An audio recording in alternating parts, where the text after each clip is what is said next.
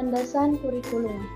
Kurikulum itu sesuatu yang sangat besar dan juga sangat mempengaruhi kehidupan manusia.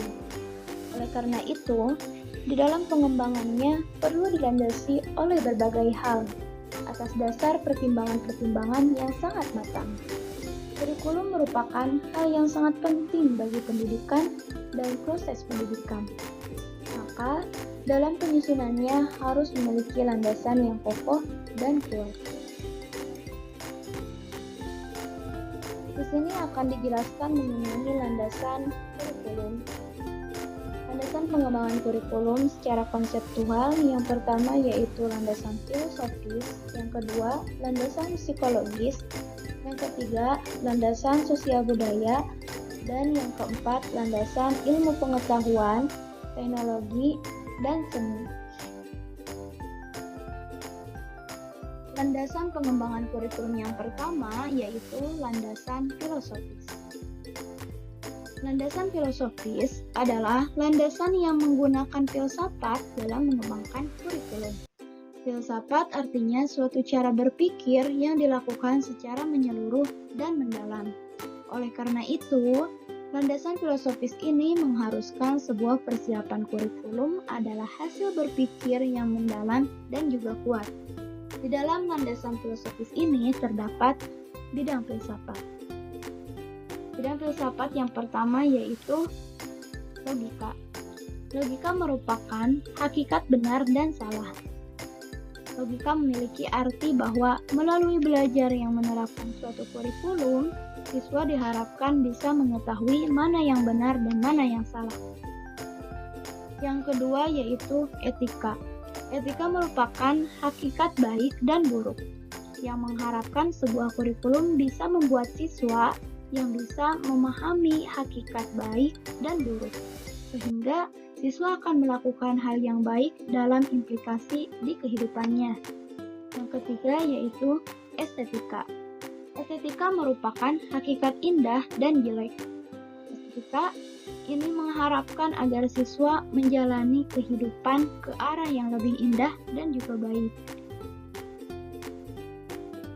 Yaitu aliran filsafat kurikulum. Pertama, aliran idealisme. Dalam aliran idealisme ini, tujuan sebuah kurikulum adalah membentuk karakter, mengembangkan potensi, bakat, dan kebajikan sosial pada diri siswa.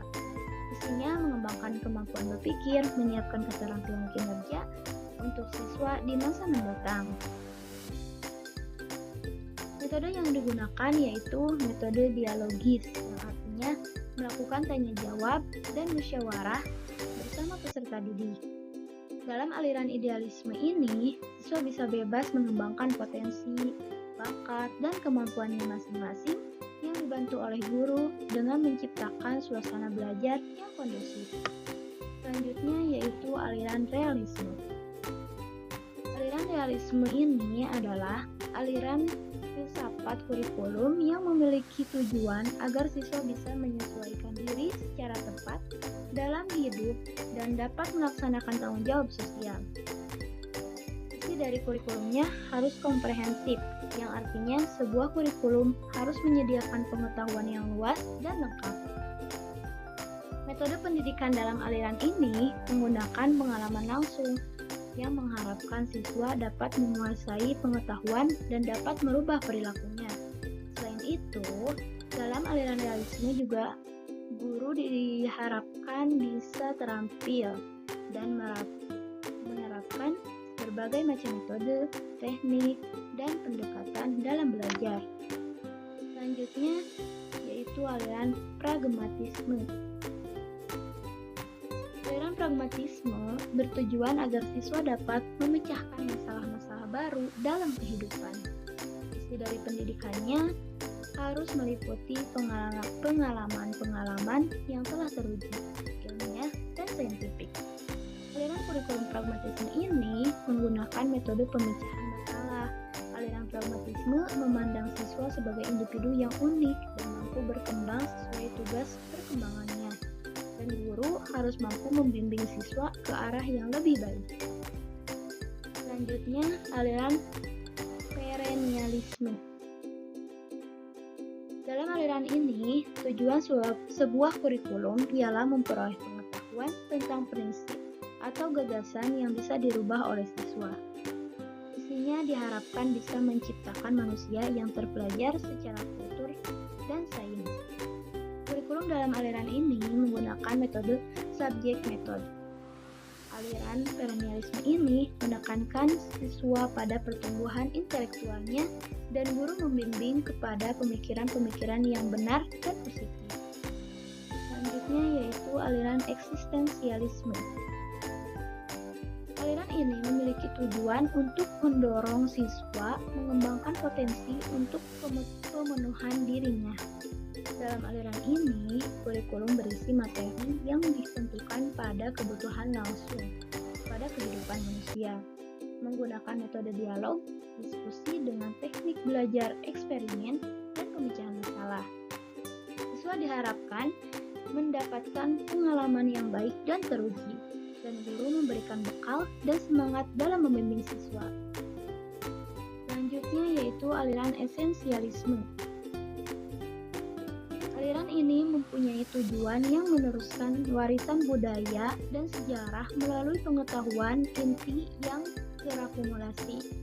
Isi dari pembelajarannya menyesuaikan dengan pertumbuhan kognitif siswa dan menggunakan metode pembelajaran tradisional.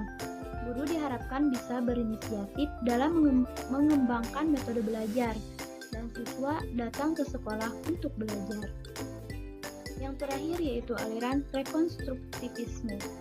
Dalam aliran ini, kurikulum bertujuan untuk bertanggung jawab dalam menciptakan aturan sosial yang ideal. Isi kurikulumnya adalah semua budaya dan nilai yang berhubungan dengan siswa.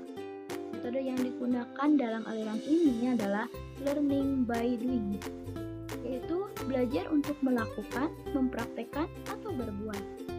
Guru harus bisa memberikan nilai dan karakter yang baik, sehingga siswa dapat menerima pewarisan nilai budaya yang positif untuk diterapkan dalam kehidupannya sehari-hari. Itulah aliran-aliran filsafat kurikulum. Pengembangan kurikulum yang kedua yaitu landasan psikologis. Landasan psikologis ini tentunya berkaitan dengan psikologi. Psikologi adalah ilmu yang mempelajari tentang perilaku manusia atau siswa. Pengembangan kurikulum dalam landasan psikologi ini dilandasi oleh psikologi yang acuannya adalah menentukan apa dan bagaimana perilaku siswa itu harus dikembangkan melalui pendidikan. Dalam hal ini, siswa diberikan kesempatan untuk berkembang sesuai dengan minat, bakat, dan kemampuannya. Dalam kurikulum pun ada mata pelajaran yang umum dan mata pelajaran pilihan, agar dapat mengembangkan minat dan bakat siswa. Dalam landasan psikologi ini, ada psikologi perkembangan dan ada psikologi belajar. Psikologi perkembangan menyatakan bahwa karakteristik perilaku siswa itu berkembang untuk menyesuaikan dengan hasil didikan sesuai jenjang usia. Hal-hal yang harus diperhatikan dalam psikologi perkembangan yaitu siswa selalu berkembang sesuai dengan tugas perkembangannya. Individu adalah makhluk yang unik yang memiliki sejumlah pengetahuan. Siswa bersifat dinamis. Pada dasarnya, manusia bisa dikembangkan sesuai dengan kemampuannya yang ada pada dirinya. Psikologi belajar, perkembangan belajar itu melalui proses peniruan, latihan, pembiasaan, dan pemahaman melalui penerapan dan pemecahan masalah.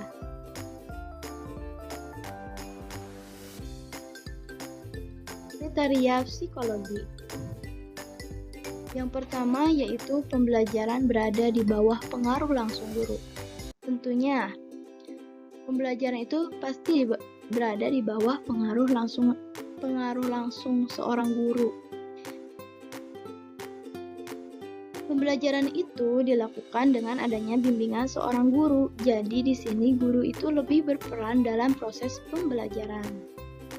Yang kedua, pembelajaran harus menyenangkan dan nyaman bagi peserta didik. Jadi, seorang guru itu harus bisa menciptakan suasana belajar yang bisa membuat peserta didik itu nyaman, sehingga materi yang disampaikan akan lebih mudah dimengerti.